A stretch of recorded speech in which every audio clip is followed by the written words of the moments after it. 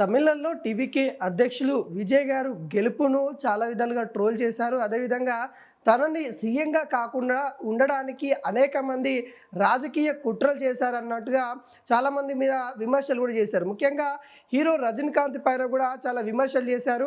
DMK, అన్న DMK 2 పార్టీలను కూడా ఏకం చేయడానికి రజనీకాంత్ పనిగట్టుకొని మరీ వెళ్ళి అటు స్టాలిన్‌ని కలిశారు. వాళ్ళు ఈ 2 పార్టీలను కూడా ఏకం చేసి ప్రభుత్వాన్ని ఏర్పరిచే విధంగా చేయాలని చూశారు అంటూ రజనీకాంత్ పైన చాలామంది విమర్శలు అయితే చేశారు. వాటిపైన ఈరోజు రజనీకాంత్ అయితే ఒక ప్రెస్ మీట్ పెట్టేసి ఆయన క్లారిటీ ఇచ్చిన పరిస్థితి కనబడతా ఉంది. ఇవన్నీ చిన్న చిన్న సోషల్ మీడియాలో వచ్చే రూమర్సే అని తను ఇన్ని రోజులు సైలెంట్గా ఉన్నారు. కానీ అలా సైలెంట్గా ఉండడం వల్ల అదే పెను ప్రమాదంగా మారి ప్రజలంతా నిజాలు అనుకునే అవకాశాలు ఉన్నాయంటూ తను ఈరోజు ఒక క్లారిటీ ఇవ్వడం అయితే జరిగింది. వాటిలో ఎటువంటి నిజం లేదు. నేను స్టాలిన్ని కలవడం, స్టాలిన్కి నాకు ఉన్న స్నేహబంధం మాత్రమే. మేమిద్దరం గతంలో కూడా స్నేహంగానే ఉండేది. గతంలో కూడా అనేక విషయాలపైన మాట్లాడుకున్నాము. తన ఓటమి తర్వాత నేను వాళ్ళ ఇంటికి వెళ్ళి కలిశాను. దాంట్లో తప్పేమీ లేదు.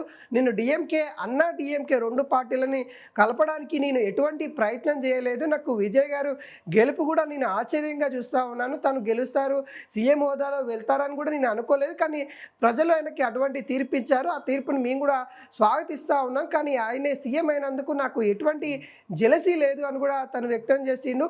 ఒకవేళ కమల్ హాసన్ సీఎం అయ్యేది ఉంటే నేను కొంతవరకు జెలసీగా ఫీల్ అయ్యేటోనే కాదు. ఇక్కడ విజయ్ గారికి నాకు ఏజీ రీత్యా చాలా వ్యత్యాసం ఉంది. దాదాపుగా 28 సంవత్సరాల వ్యత్యాసం ఉంది. ఈ సమయంలో ఆయన సీఎం అయితే నేనెందుకు జెలసీగా ఫీల్ అవుతాను, నేనెందుకు దాన్ని అడ్డుకోవడానికి ప్రయత్నం చేస్తాను అనుకుంటా తన ఆవేదన మొత్తం మీడియా ముందు చెప్పిన పరిస్థితి కనబడతా ఉంది. గత కొద్ది రోజులుగా తమిళనాడు రాజకీయాలు డీఎంకే, అన్న డీఎంకే, రజనీకాంత్ పేరు కూడా ప్రధానంగా వచ్చింది. రజనీకాంత్ సీఎం క్యాండిడేట్ అని కూడా వార్తలు వచ్చాయి. ఇటు డీఎంకే, అన్న డీఎంకే 2 పార్టీలు పొత్తుతో ముందుకు రాబోతా ఉన్నాయి. సీఎం క్యాండిడేట్గా మరి రజనీకాంత్ ఉండబోతా ఉన్నారు అనే వార్తలు కూడా చెక్కలు కొట్టాయి. కానీ వాటిలో ఎటువంటి వాస్తవం లేదు. అవన్నీ కూడా అవాస్తవాలు, సోషల్ మీడియాలో వచ్చిన రూమర్స్ మాత్రమే. దాంట్లో నిజాలు ఏమీ లేవంటూ మొత్తం వాటిని కూడా ఖండించారు రజనీకాంత్ గారు. అయితే మనకైతే తెలుస్తూ ఉంది.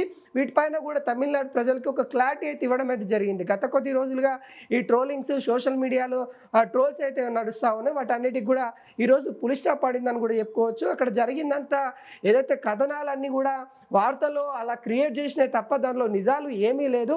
నేను ఎక్కడ కూడా అడ్డుకోలేదు. నేను స్టాలిన్ని స్నేహపూర్వకంగా మాత్రమే కలిశాను. డీఎంకే, అన్నా డీఎంకే 2 పార్టీలలో కూడా నాకు మిత్రులు ఉన్నారు. నేను 2 పార్టీలతోని నేను మామూలుగానే మాట్లాడాను. 2 పార్టీలు ఏకంగానే నేను ఎక్కడ చెప్పలేదు. నేను అలా చెప్పేవాడిని కాదు. నేను ప్రజల తీర్పుకి కట్టుబడి ఉంటాను అన్నట్టుగా రజనీకాంత్ అయితే తన మనసులో ఉన్న మాటలన్నీ కూడా చెప్పిన పరిస్థితి కనబడతా ఉంది. ఏవైతే సోషల్ మీడియాలో వస్తున్న వార్తలన్నిటి కూడా పులి స్టాప్ పెట్టారు. ఎవరు కూడా అలాంటి వాటికి కూడా తెరదీయకండి. ఖచ్చితంగా వీటన్నిటిలో నిజాలు లేవు, అన్ని అవాస్తవాలే అన్నట్టుగా రజనీకాంత్ గారు అయితే వెల్లడించినట్టుగా తెలుస్తూ ఉంది.